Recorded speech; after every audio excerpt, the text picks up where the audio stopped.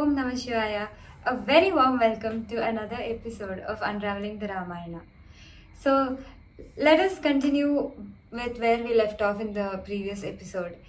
We stopped by saying that Rama, Lakshmana, and Sita were about to leave for Vanvas, and Rama had said that this is all destiny and that we shouldn't fight it because it was a very unexpected situation that came up, and none of it was his fault.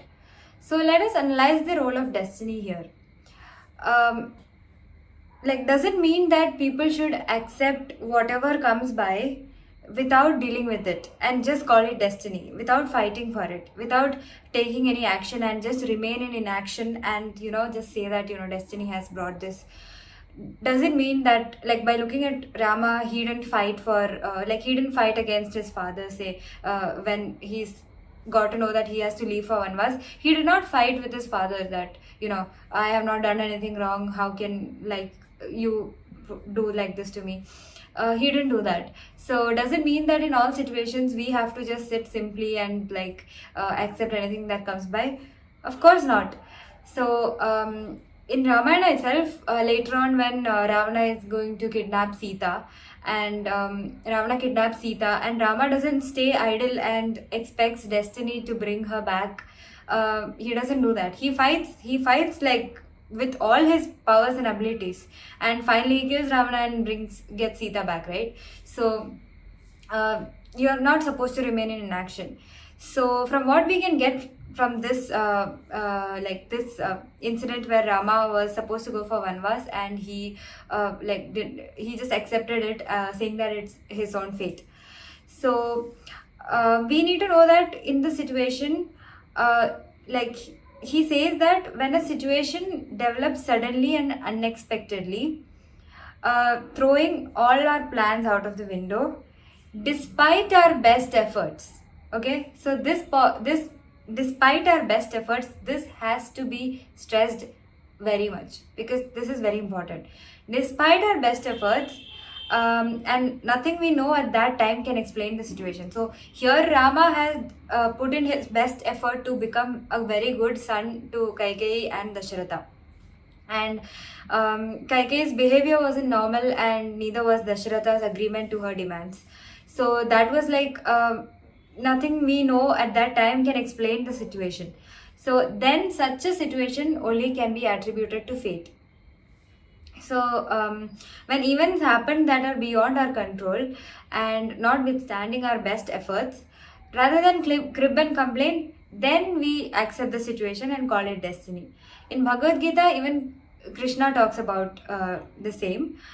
So destiny is a factor, but it is only one of the 5 factors. The first 4 are totally under our control.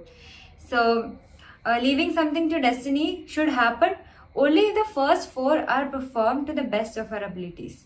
So whenever a situation comes by, of course there is a factor behind it that are not under our control, but we can say that this is not under our control. Only we deserve to say that only if we have done everything we can to the best of our abilities.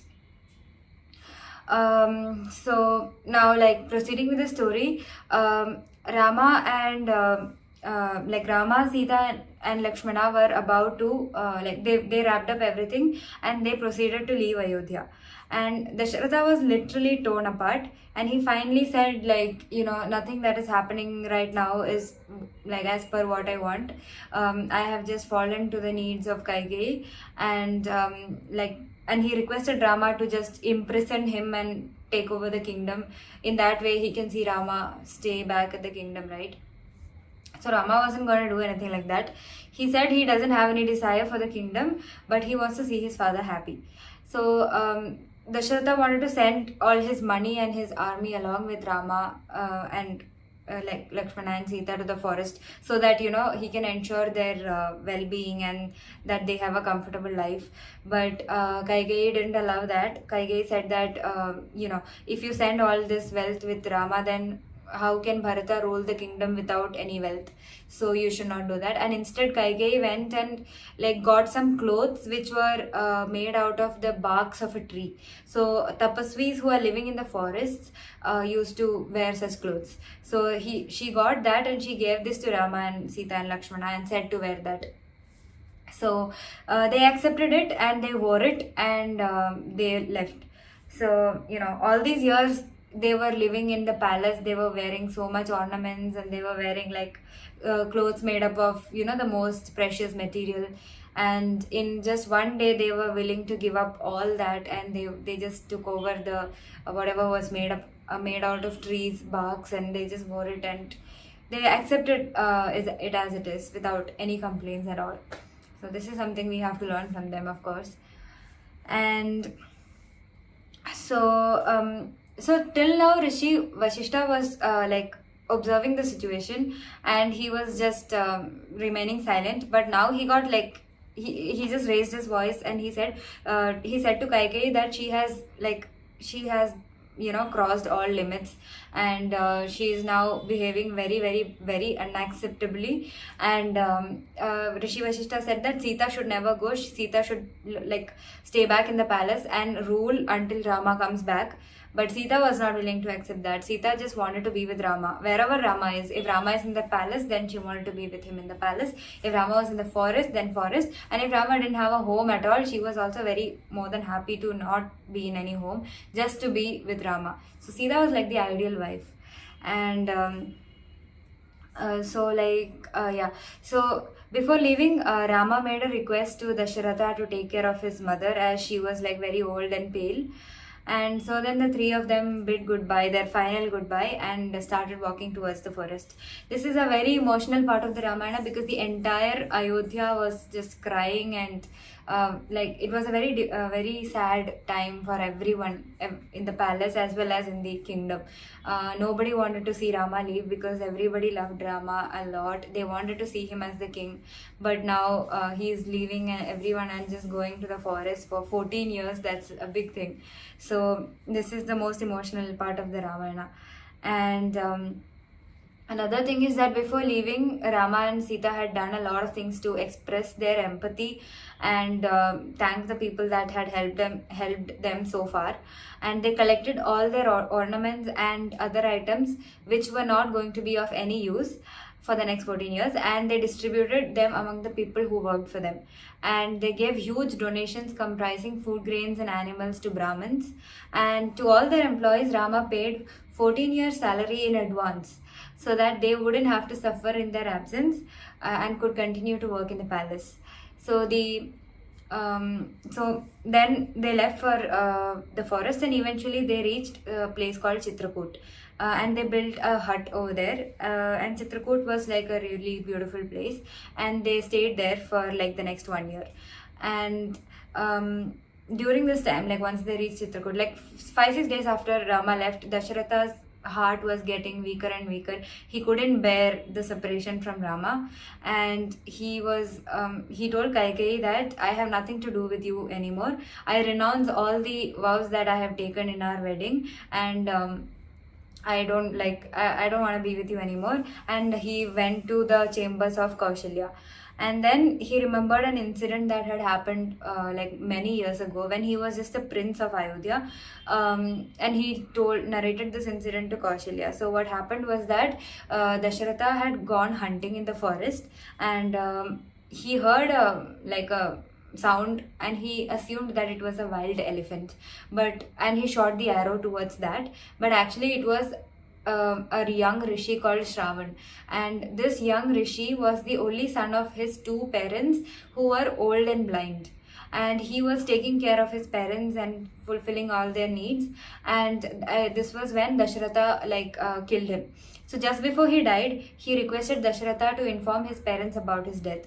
And Dasharatha was very sorry to kill him, and he was very upset about it, and he went to this Shravan's parents to inform about the death. And they, as expected, they were shocked and they were just very much like collapsed by hearing the news, and Shravan's father got very angry and he cursed Dasharatha that you will die of you will die a very painful death, emotionally painful death, when none of your children are with you. So this was the curse, and at this time Dasharatha remembered that curse, and he passed away. Soon after this, he passed away, and the curse came true. Like when he passed away, none of his sons were around. So then, once after he passed away, Bharata and Shatrughna came back from his maternal kingdom, and Bharata's mother Kaigeyi called Bharata and told everything that happened, and she expected Bharata to be happy because she was saying like, "See what I have done for you. I have made you the king, and I have." Sent Rama to the forest so that nobody will question you. But Bharata's reaction was opposite to what Kaikeyi had expected. He was just so angry with his mother. He was like, "How could you do this to me? You have literally ruined everything that was supposed to come, every good thing that was supposed to happen to Ayodhya. You have literally made everyone cry. You have killed your own husband, and now I am feeling very shameful to call you my mother, and I don't want to talk to you ever again." And like he was very angry, and he just said that he'll not talk to her, and he went away from her. And he said that, "I cannot accept the kingdom. I'm going back to the forest to bring Rama back."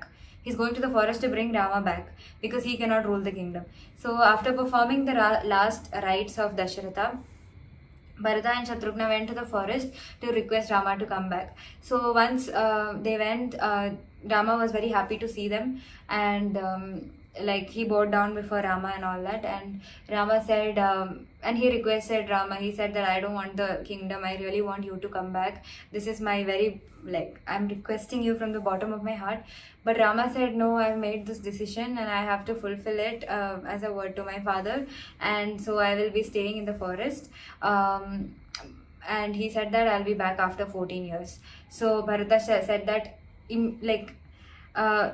after 14 years, like even one more day, if you become late, then I will put myself in fire. I don't want to live even one more day after 14 years. And I won't be accepting any of these luxuries of the palace. I will not even live in the palace. I will construct an ashram next to the palace, and I'll just move there, and I will surrender, give up all my luxuries and all my clothes, and I will just administer the kingdom on your behalf, on Rama's behalf." So Bharata did not become the king. He also started wearing the clothes which were made up of tree barks, and he started living like a tapasvi. He moved to an ashram, and he was looking after the administration of Ayodhya on behalf of Rama.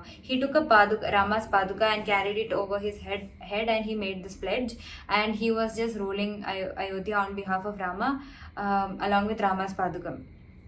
So yeah, so this is the end of this chapter, and just see what Kaikeyi had caused. She had a greed. So the greedy, because of her greed, she lost everything. She lost her husband, she lost her sons. Her sons are not talking to her anymore. She wanted her son to be the king, but her son just gave up on all his luxuries and just moved out of the kingdom, living like a tapasvi. And people of Ayodhya all hated her like anything. She lost everything because of her greed. So this is also a very important lesson for us to learn. And the destiny of Rama was unknown, what is going to come, but definitely what was going to come changed the course of the history of Bharatavarsha, and it made the story of Rama immortalized, and for generations to come. And everyone, even now, we all are chanting Ramayana in the memory of Rama for what was about to come after this Vanvas. So yeah, this Vanvas was definitely a destiny that was in Rama's life. So yeah, next episode we'll continue the rest of the journey. And yeah, Namaskar.